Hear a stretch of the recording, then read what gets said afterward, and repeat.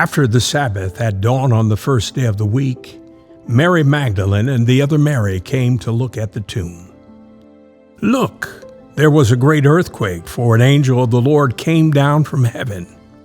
Coming to the stone, he rolled it away and sat on it. Now his face was like lightning, and his clothes as white as snow. The guards were so terrified of him that they shook with fear and became like dead men. But the angel said to the women, "Don't be afraid. I know that you're looking for Jesus, who was crucified. He isn't here because he's been raised from the dead, just as he said. Come see the place where they laid him. Now hurry, go and tell his disciples he's been raised from the dead. He's going on ahead of you to Galilee. You will see him there. I've given the message to you." With great fear and excitement, they hurried away from the tomb and ran to tell his disciples. But Jesus met them and greeted them. They came and grabbed his feet and worshiped him. Then Jesus said to them, "Don't be afraid. Go and tell my brothers that I'm going into Galilee. They will see me there."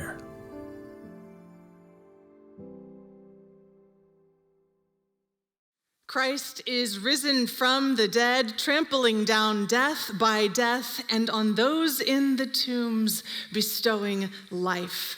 Alleluia.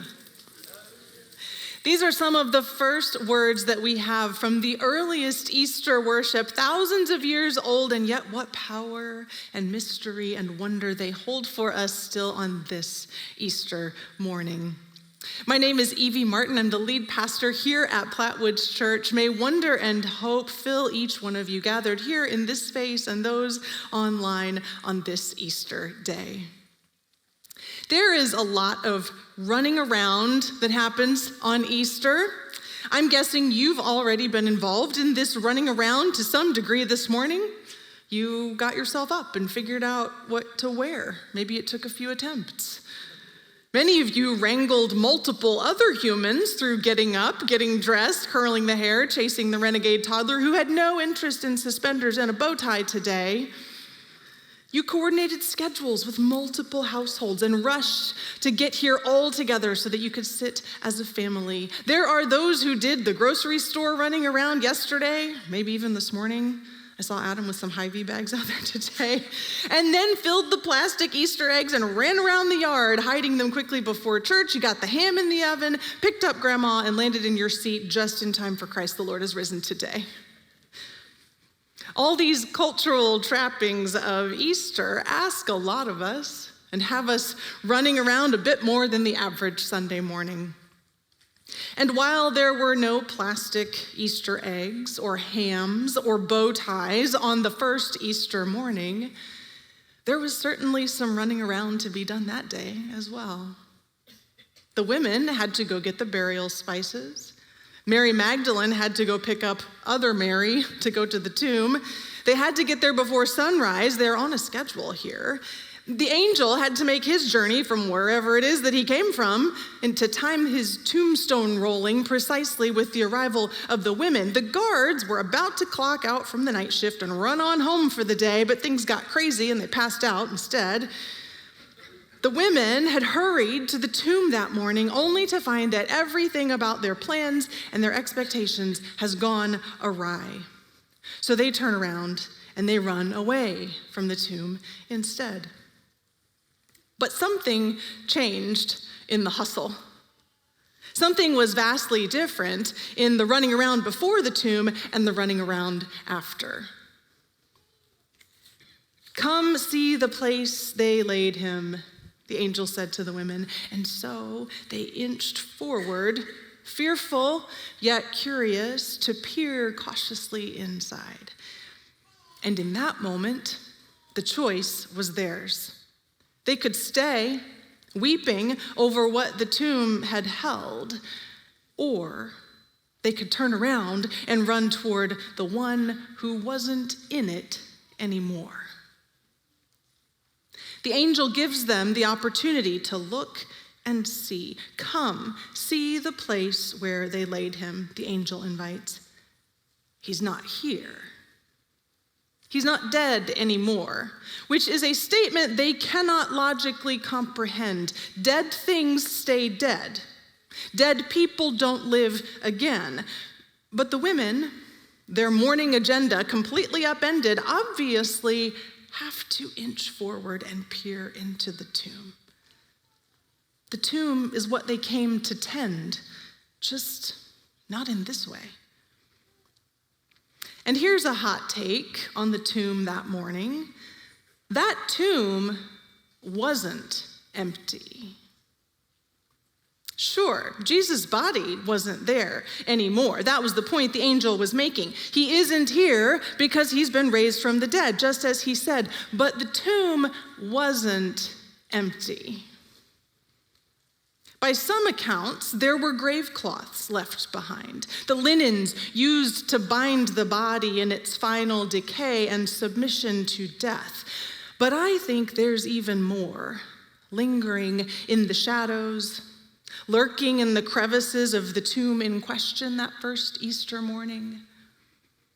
Because the story before Easter morning tells us so.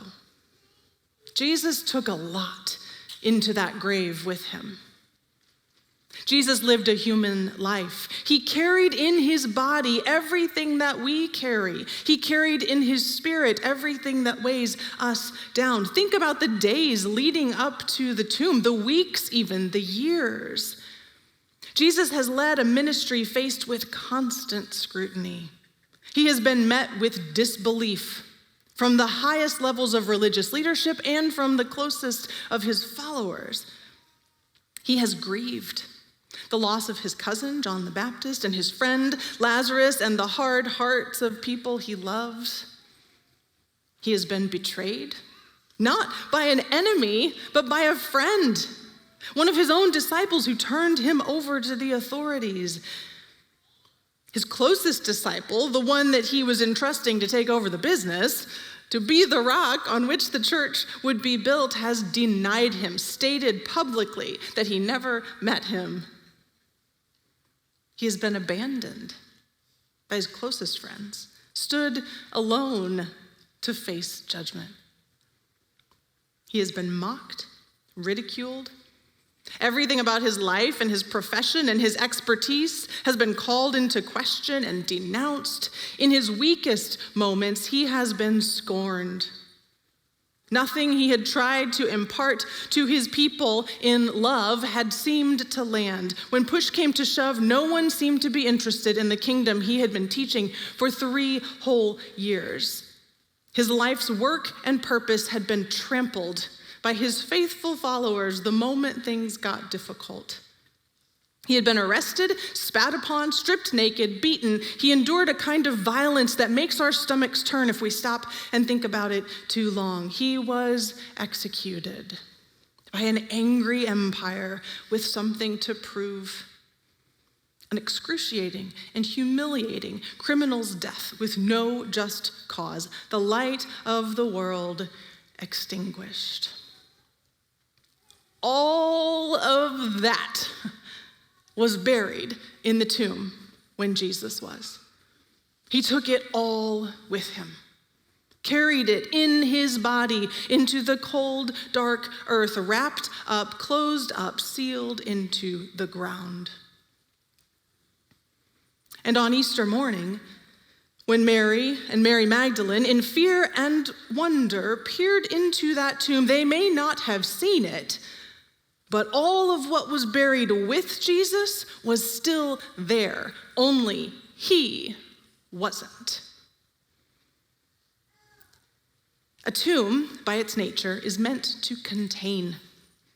The entrance is sealed, so air and pests cannot get in. Oxygen diminishes. One is not meant to breathe within. There is not room to move. Nothing inside should need to. It is a place meant to hold and bind its inhabitant forever. One way in, no way out. There is really only one example in our modern context to give us any sort of frame of reference for what it is like inside of a tomb, and that is, of course, the pit of despair from the 1987 quintessential cult classic, The Princess Bride. I know, this is quite the revelation that The Princess Bride may in fact be an Easter movie. You thought that whole "is Die Hard a Christmas movie" question was a hard one, but here we are with The Pit of Despair, just like the Easter morning tomb. If you'll recall, our dashing protagonist, dear Wesley, has found himself awakening in a strange place, dim, dank, cavernous, strapped to a table. The man tending to his wounds tells him he is in the pit of despair. "Don't even think about trying to escape," he says. "The chains are far too thick, and don't dream of being rescued either. The only way in is secret." "Then I'm here till I die?" Wesley asks. "Till they kill you," the guard replies. And as the plot thickens, Count Rugen goes on to torture Wesley with the machine, which sucks his life away in years. And by the end of it, he is left, in the famous words of Billy Crystal's character, mostly dead. The pit of despair has bound him, trapped him, sucked the life mostly out of him. This is what tombs do. And I offer to you that just like dear Wesley, we don't have to be dead yet for tombs to suck the life out of us. Pits of despair abound in this life. They aren't all hidden away under the cliffs of insanity where Wesley is captive. They are both around us and within us, often invisible to others, but very, very real, and filled with all that would bind us like grave clothes and suck the life out of us while we are yet alive. We too are bound and depleted by the pain of abandonment when friends don't show up for us the way we need them to, when family turns their back on us because of what we think or who we love, when a job we love comes to an end. We feel abandonment. We are trapped in tombs of betrayal. When we watch the world at war around us, as children struggle to survive both across the globe and in our own neighborhoods, when people who claim to have our interests in mind choose themselves instead. We get stuck in despair when people ridicule our flaws or make fun of our strengths. When their mocking words pierce our hearts and we are tempted to believe their cruelty. We are sealed up behind tombstones of pain and grief when the diagnosis lands like a ton of bricks and our future is not what we thought it would be. When we lose a partner, a love, a parent, whether we were ready to or not. When children change and grow and move away. When violence ravages our communities. The pit of despair may be where many of us woke up this morning. And somehow, you still dragged yourself here. The world will do everything it can to keep you there, in the pit, in the tomb, wrapped in the linens of the grave, mostly dead. It has no interest in you walking around fully alive. Even Jesus' tomb was meant to keep him in. The verses just before the women show up tell us that the Romans were very concerned about the security of this tomb. This Jesus was a squirrely one. They didn't trust him or his disciples to keep him in the earth where he belonged. Pilate himself ordered the grave to be totally sealed up. "You have soldiers for guard duty," he says. "Go and make it as secure as you know how." Then they went and secured the tomb by sealing the stone and posting the guard. The powers that govern this world with fear and force have everything to gain by keeping us sealed up and stifled and mostly dead. And so often we fall victim to their lies that the tomb is all life is. That is where we are meant to exist, to struggle, to suffer, until the machine has sucked our life away. But today, on Easter, when we hesitantly lean down and look into the tomb, the one carved into a rock that first Easter morning and the one carved into our lives on this Easter morning, we see that it is not empty. We see all the apparatus that keeps us bound and saps our strength, but we do not see Jesus. The tomb isn't empty, but he is no longer there. He has left behind not only the grave clothes, but the betrayal and the scorn, the suffering and grief, the agony and the abandonment, and has walked into a new day toward the ones he loves and serves. He's going on ahead of you, the angel says to the women. You will see him there. And he beckons us to turn and to run in that direction too, to leave in the tomb what belongs in the tomb. All that sucks the life and breath out of us, to be released from its power to shrink and suffocate us, and instead to run toward him and live and love and serve. His resurrection is our invitation to life. Yes, life that extends beyond the barrier of death. The tomb is now powerless to contain us in the life beyond this one. And his resurrection is our invitation to life right now, to leave behind the pit of despair and whatever it is that is binding you there today. To live not as if we are mostly dead, but to live fully because he makes us fully alive. The tomb is not empty, but Jesus is no longer there. The tomb is not empty, but because of Jesus, we are no longer there. Christ is risen. Christ is risen indeed.